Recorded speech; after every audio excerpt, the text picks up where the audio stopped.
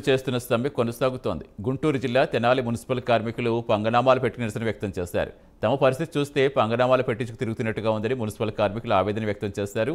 చర్చలతో తమ సమస్యలు పరిష్కరించాలని మున్సిపల్ కార్మికుడు వెంకటేశ్వర్లు కోరారు. కార్మికుల న్యాయమైన డిమాండ్ల పరిష్కారం చేయాల్సిన బాధ్యత ప్రభుత్వంపై ఉందని గుర్తు చేశారు.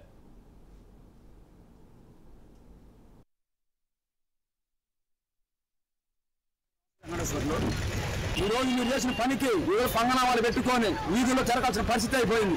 అది మీరు చేయకుండా మమ్మల్ని తొందరగా చర్చలు జరిపి మా సమస్యల పరిష్కారం చేయాలని కోరుకుంటున్నాం. పిహెచ్ వర్కర్ని మీరు పాదయాత్రలో మాకు పర్మిట్ చేస్తానన్నారు. అది కాకుండా మాకు 21,000 రూపాయలు 6,000 రూపాయలు హెల్త్ వెల్నెస్ ఏరియాకి ఇస్తున్నారు. కానీ దాన్ని ఈరోజు మీరు చర్చలు జరిపి కానీ ఈరోజు కూడా 21,000 రూపాయలు ఇస్తానన్నారు. కాదు మేము ఏమడుగుతాం, మా నాయకులు ఏమడుగుతున్నారంటే మాకు కనీస వేతనం 26,000 ఇవ్వాలి, మా కుటుంబం బతకాలి కదా. అందుకని మాకు కావాల్సింది ఏంటంటే పర్మిట్ చేయాలి, కనీస వేతనం 26,000 ఇవ్వాలి. ఈరోజు కూడా మీరు తెలుసుకొని మమ్మల్ని తొందరగా చర్చలు జరిపి మా కార్మికులను తొందరగా